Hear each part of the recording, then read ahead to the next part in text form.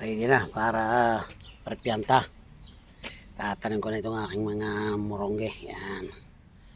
Okay. Tatanim ko na ngayon yan.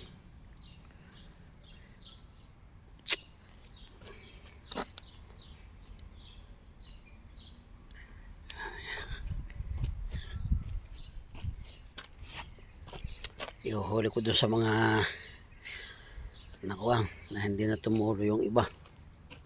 Yan. Ito na lang ang ipapalit doon sa